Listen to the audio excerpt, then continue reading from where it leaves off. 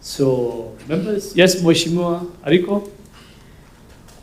Okay, thank you, Then Chair. I will give it to Mheshimiwa Kaluma, then Mheshimiwa Kiru. Thank you, Chair. First of all, I need to say that I need to present, to appreciate the presentation, a well-informed and insightful presentation by our stakeholder, Honorable Ndindi Nyoro, on this matter of divestiture of Safaricom. Honorable Chair, I wanted to ask Honorable Ndindi Nyoro, because he was Chair for Budget during the said period where the shares of Safaricom started dropping from the figure he just mentioned of 40 something shillings per share. That was the period between 2022 to 2023. And from my research indicated that the shares came down because of interference of government and further investments in these other regions because of risk-averse nature of some of the shareholders. That's one aspect I wanted to ask Honorable Ndindi Nyoro.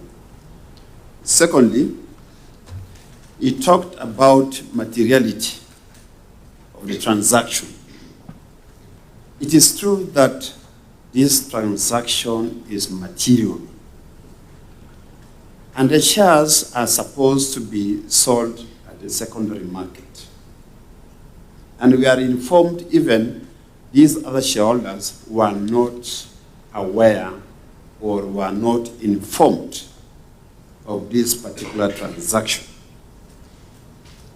What is the practice when there is such material transaction by one of the shareholders? I thought this matter must have been brought in a special AGM meeting or annual general meeting. Was there such a meeting that was held? Because I'm well informed that he's one of the shareholders in this particular institution. On the issue of the representative, of government representative in this transaction, he has been in government for more than 10 years. And in fact, is a major person who has been fronting economic aspects of government.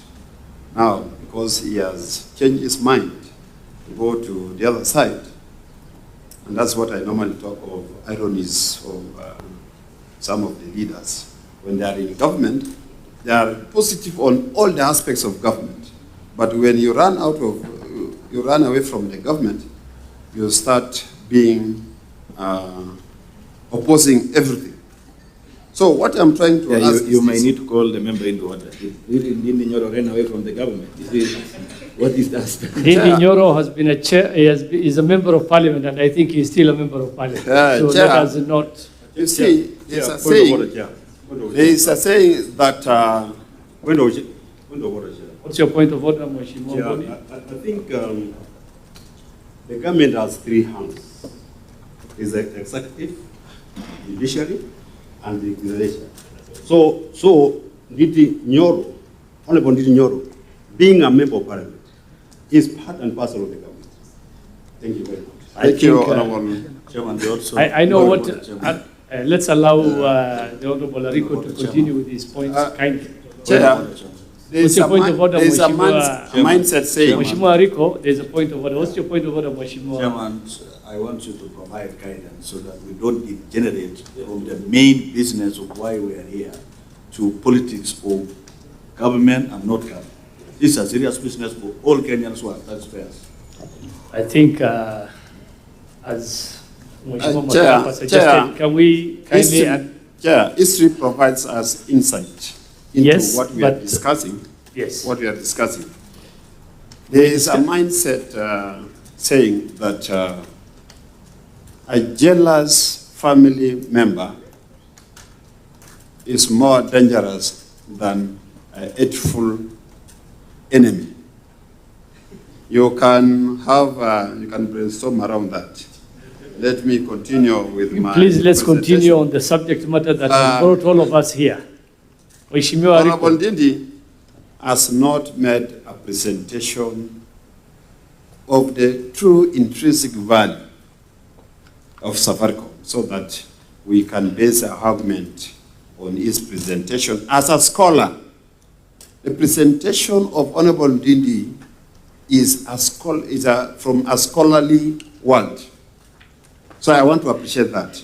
But he has deficit in terms of giving us the intrinsic value of Safaricom and how much are we supposed to sell these particular shares.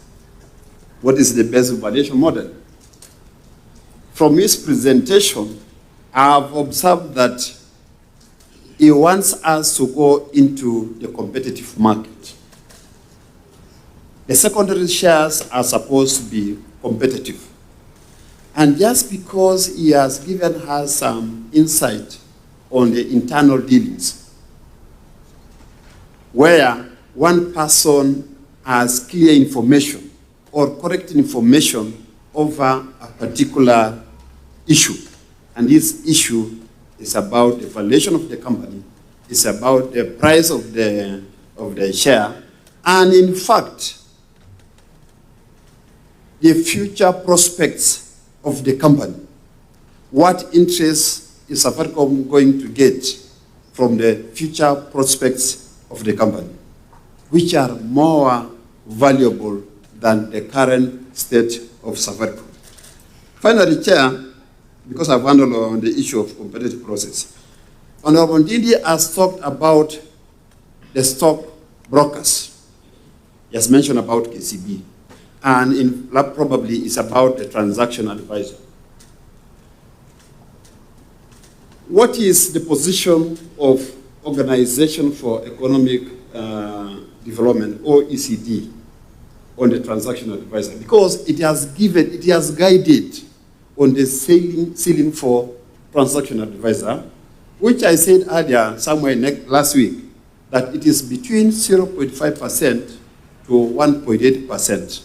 And from the presentation of Treasury, the transaction advisor percentage is 1.3, which from my professional point of view is within the bracket. Thank you, Chair. Mheshimiwa Kaluma, then Mheshimiwa Kirwa, then Mheshimiwa Paul.